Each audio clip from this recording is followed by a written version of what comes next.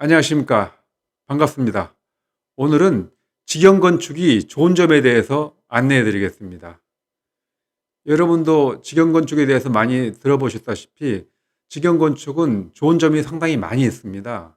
그렇지만은 이 직영 건축에 대한 막연한 두려움 때문에 이 좋은 점들을 다 간과하시고 직영 건축을 멀리에 있는 내가 할 수 없는 범위로만 생각을 하고 계신 분들이 많은 것 같아서 오늘 영상을 준비했습니다. 직영 건축에는 정말 좋은 점들, 장점들이 많이 있습니다. 돈들 절약이 되고, 그 다음에 좋은 자재로 하자 없이 신경 써서 꼼꼼하게 지을 수도 있고, 사기당할 일이거나 다른 업자들한테 휘둘릴 필요도 없고요. 그리고 중간에 내가 집을 계획했던 것보다 바꾸고 싶은 디자인이나 인테리어가 있을 때 얼마든지 바꿀 수 있는. 그리고 나중에 집을 다 짓고 나서 그 내가 지었던 기록들을 보면서 하자나 그런 관리를 할 수 있는데 상당히 도움이 많이 됩니다. 결정적으로 돈이 많이 절약이 되죠. 자, 하나하나 제가 짚어드리겠습니다. 첫 번째, 생각보다 많은 금액이 절약이 됩니다. 직영 건축이 가장 큰 장점이며 가장 큰 좋은 점인 돈 절약의 부분이 있습니다. 직영으로 집을 지으면 시공사에 의뢰하는 것보다 대략적으로 20, 30%의 돈을 절약할 수가 있습니다. 20, 30%는 시공사에서 사용되는 인건비, 운영비, 세금, 그리고 수익 이런 부분들을 뺀 금액을 순수하게 내가 이익으로 얻을 수가 있는 것이죠. 쉽게 말씀드리면은 3, 40평 집을 지으면은 직영으로 지을 경우에 1, 2억 정도, 그리고 5, 60평대 집, 크고 고급으로 지을 경우에는 최대 2, 3억 원까지 돈을 절약할 수가 있습니다. 정말이냐고요? 예, 정말입니다. 저희가 이렇게 자신 있게 말씀드리는 이유는 저도 직접 제가 몇 년 전에 직영으로 집을 지어봤고, 그리고 많은 우리 회원사들의 집을 직영으로 짓는 걸 도와드리기 때문에 누구보다도 이 부분은 잘합니다. 이 부분은 누가 뭐래도 확신 있게 말씀드릴 수가 있습니다. 최소 1억에서 많게는 3, 4억까지 절약할 수 있는 게 직영 건축입니다. 두 번째, 고급 자재를 사용할 수 있고 최소한 바가지는 쓰지 않습니다. 보통 분들이 직영으로 집을 짓는다고 하게 되면은 제일 걱정하는 부분이 나는 업자도 아닌데 내가 자재를 구입하거나 견적을 받을 때 업자가 아니기 때문에 비싸게 받거나 나쁜 자재를 골라주지 않을까 그런 고민을 하는 게 많을 겁니다. 저도 처음에 직영으로 집을 지을 때 가장 걱정됐던 부분이 그 부분이었거든요.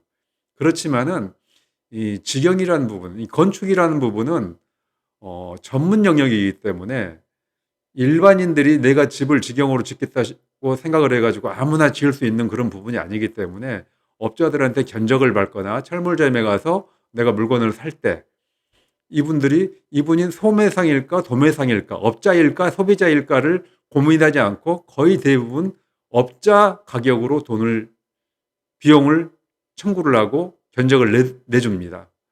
예를 들어서 저희가 철물점에 가서 물건을 구입하는데 난방 배관, 엑셀 파이프라고 부르죠. 엑셀 파이프를 구입하거나 아니면은 스티로폼을 100장을 구입한다 했을 경우에 일반인들이 이걸 난방 파이프, 엑셀 파이프를 구입하거나 스티로폼을 구입할 경우는 극히 없지 않습니까?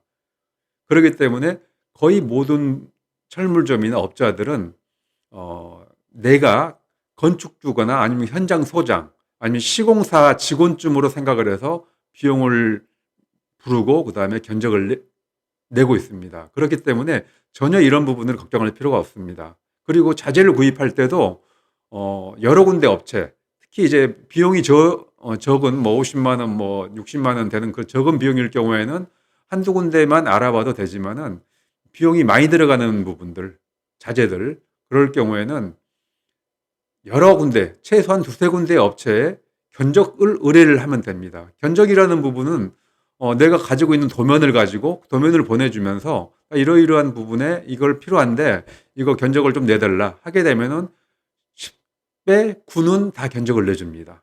그리고 그분들도 아십니다. 내가 이 견적을 내준다고 해가지고 저 사람이 꼭 나한테 물건을 구입하거나 내가 시공을 한다.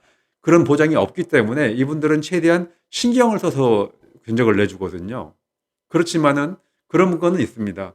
이분이 되게 바쁘신 분이고 실력이 있어가지고 뭐 수요가 많아서 바쁘신 분들 같은 경우에는 견적이 조금 비싸겠죠. 아무래도 내가 니네들이 아니어도 나는 일을 할 수가 있어. 일이 지금 많이 밀려 있어. 하는 경우에는 좀 견적을 비싸게 될 것이며, 난 내가 실력이 없어서 그런 게 아니고 마침 이 일이 끊겨서 잠깐 쉬는 시간이었을 경우는 쉬는 기간이었을 경우에는 견적을 약간 싸게 냅니다. 그러면은 그런 견적을 잘 보고 저 사람의 이제 내가 이제 건축주가 공부를 좀 했기 때문에 그런 시공법이나 그런 부분들을 좀 물어보고 싸더라도 싸게 견적이 나왔다고 하더라도 저 사람 신뢰가 간다.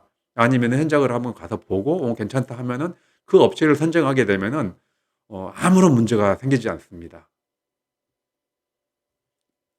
세 번째, 사기당할 확률이 없어진다. 뭐 없어진다는 개념보다도 확률이 매우 적어진다고 보셔야 되겠죠. 근데 사기라는 부분이 우리가 생각하는 일반적인 사기하고 건축 분야에서 사기는 약간 차이점이 있다고 봅니다.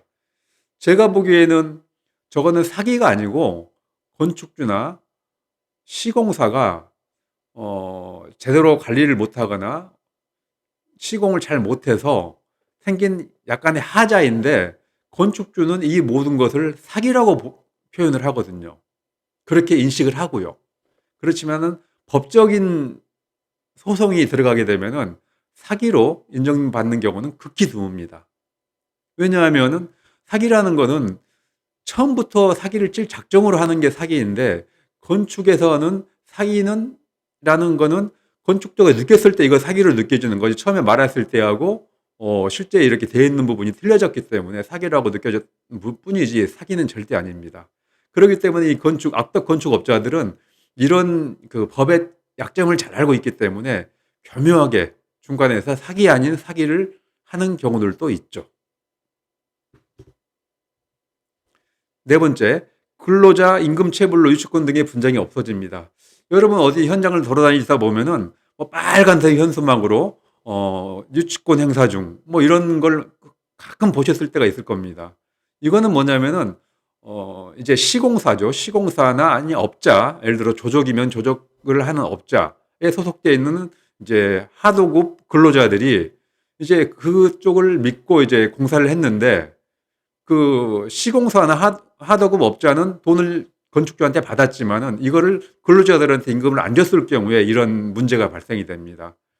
저도 얼마 전에 저희 집 근처에 이제 집을 짓는데 어느 날 갔더니 그 건축주분께서 되게 우울해하시면서 저를 부르더라고요. 가봤더니 거기서는 분명히 건축 비용을 다 골조 비용을 다 지불을 하고 모든 비용을 지불을 했는데 이 시공사에서 근로자들한테 임금을 안 준 겁니다.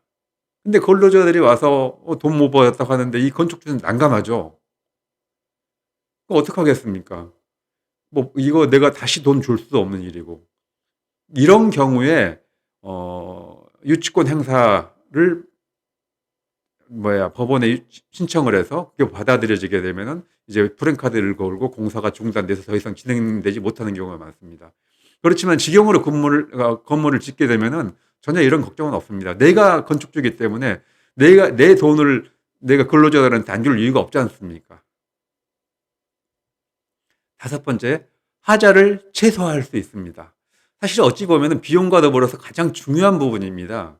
직영으로 짓게 되면은 누구보다도 집이 짓는 거에 대해서 진심이고 신경을 쓰고 하나하나 고민을 하기 때문에 나보다 더 고민을 이 집에 짓는 거에 대해서 건전하게 짓고 하자 없이 짓고 완벽하게 짓는 거에 대해서 고민할 사람은 아무도 없습니다. 설령 가족들도 이런 고민을 안 합니다. 하물며 시공사에서는 기존 해왔던 방식대로 그다음에 비용이 덜 들어가는 방식이나 덜 들어가는 자재로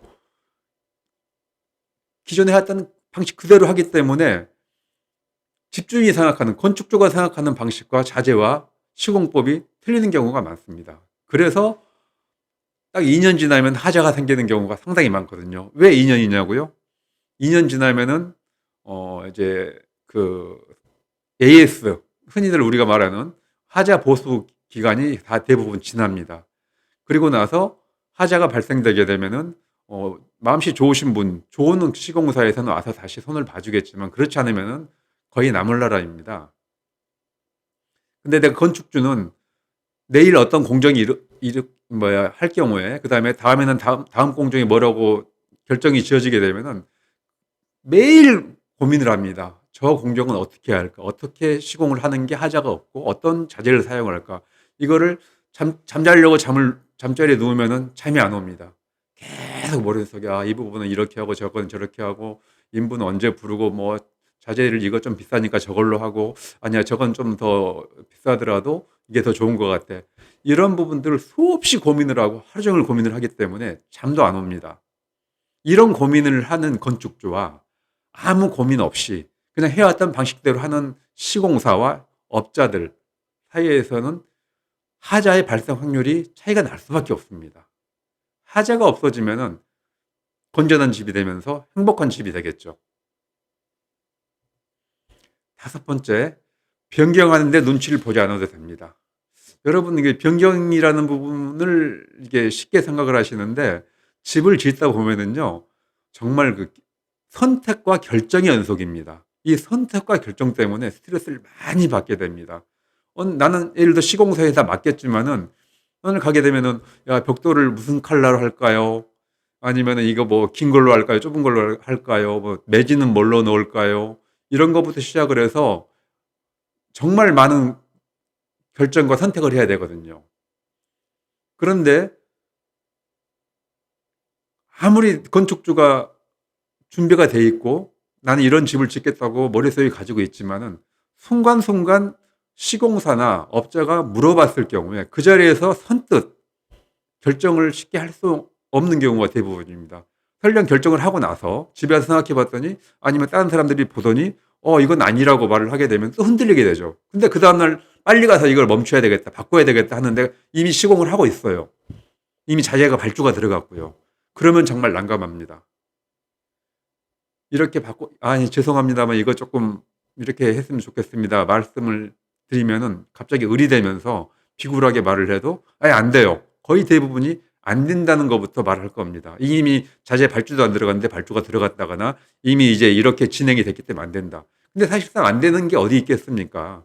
건축주는 안 된다고 하길래 그냥 들어와서 이렇게 곰곰이 생각해서 가슴이 계속 아프죠. 저렇게 해야 되는데 후회가 분명히 될 것 같거든요.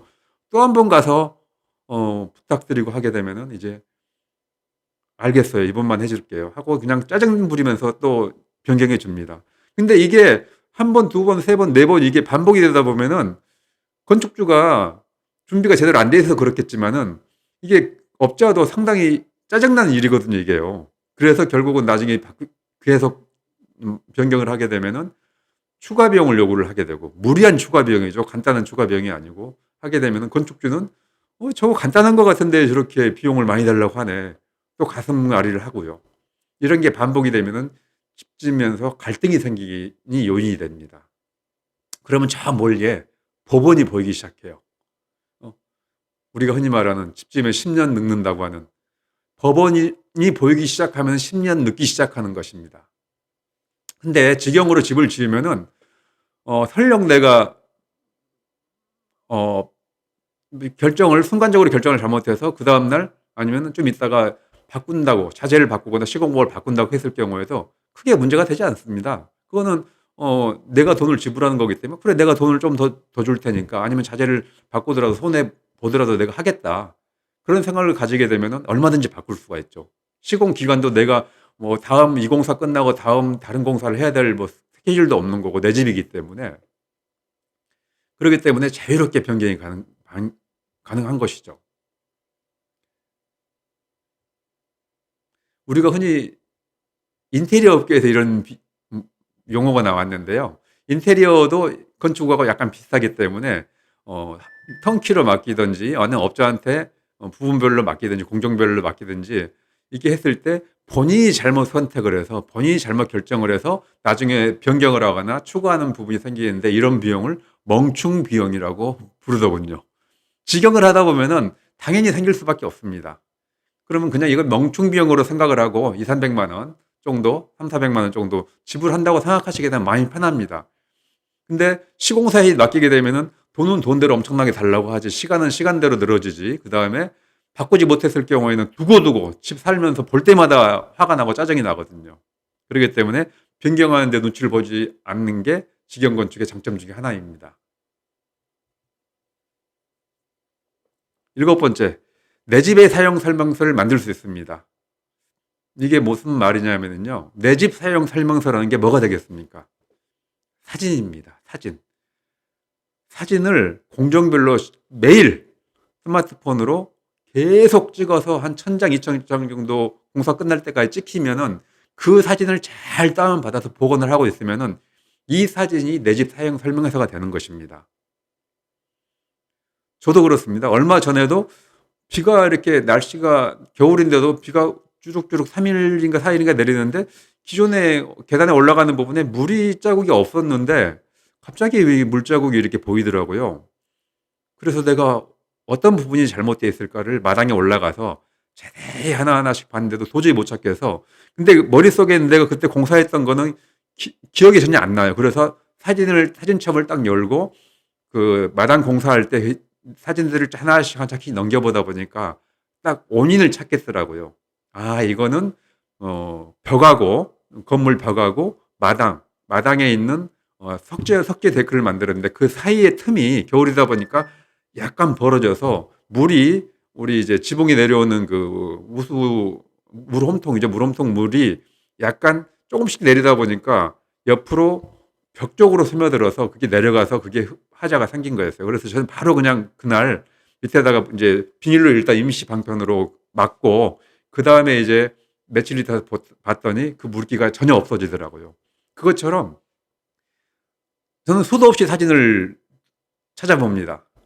이게 어떻게 됐지? 이게 왜 여기 춥지? 그러면은 단열재가 어떻게 식용돼 있나부터 시작을 해서 이게 왜 결로가 생기지? 여기 왜 습기가 생기지? 이런 모든 부분들을 하나하나 다 궁금한 부분이 있어 사진을 찾아보게 되면은 그 집이 내 집의 사용 설명서를 정확하게 보고 있는 것이죠. 이 사용 설명서만 가지고 있으면은 시간 나면 보다가 몇 년 후에는 이거를 좀 보수를 해야 되겠구나. 여기는 이렇게 배관이 지났으니까 여기에 이제 뭐 어떤 우물을 연못을 만들 때는 여기를 배관을 비껴서 이렇게 해야 되겠구나. 그런 모든 부분이 나오게 되죠.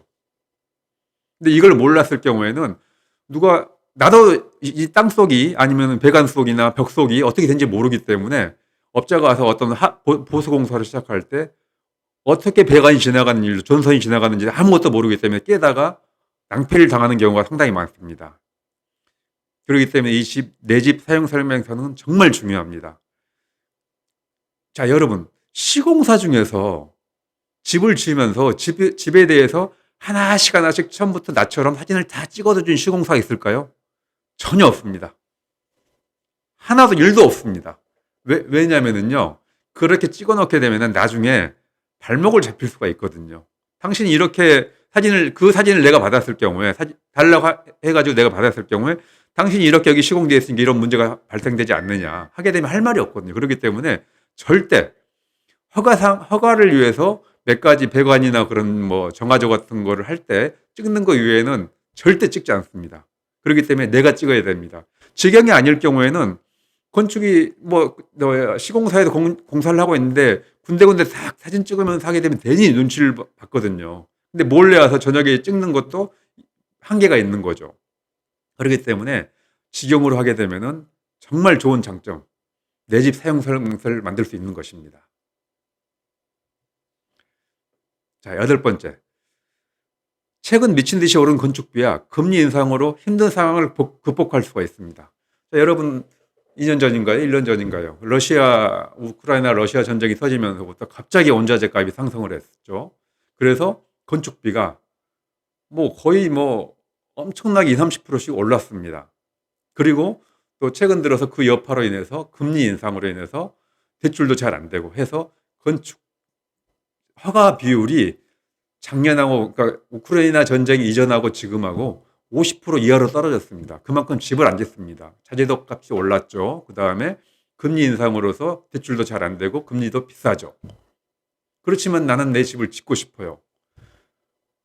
그렇다고 해서 이거를 그 비싼 돈 들여 사기에는 엄두도 안 나고요. 기존처럼 아파트 값이 많이 올랐을 때, 그때는 아파트를 팔더라도 충분히 여윳돈이 생기는데, 지금은 이제 상황이 많이 부동산도 얼어붙었기 때문에요. 안 되는 상황이기 때문에.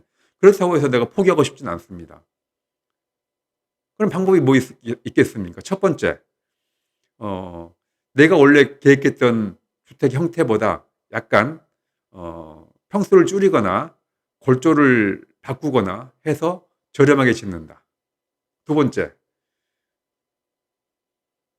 인테리어 비용이나 자재를 싼 걸로 해서 최소한 비용을 아낀다. 세 번째, 그냥 시공사에 맡길 돈이 아까우니까 내가 직접 짓는다. 자, 여러분, 하나, 둘, 셋, 세 가지 중에서 뭘 선택하시겠습니까? 저 같으면 세 번을 선택합니다. 3번을 선택합니다.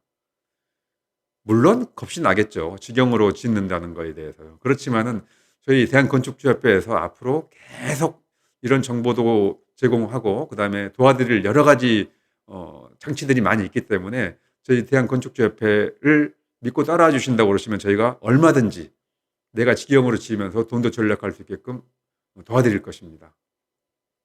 그렇기 때문에 뭐 평수를 줄이거나 자재를 싼 거 사용하는 것보다는 가장 현실적으로, 내가 그동안에 꿈꿔왔던 집들이 있는데 크기가 있고 뭐 여러 가지 외장재, 내장재, 인테리어 꿈이 있는데 이거를 어느 순간 다 포기하고 할 수는 없지 않습니까? 그 꿈은 유지하시되 직영으로 지으십시오. 그럼 모든 것이 해결될 것입니다. 자, 결론입니다. 직영 건축으로 하면은 다양한 좋은 점들이 많습니다.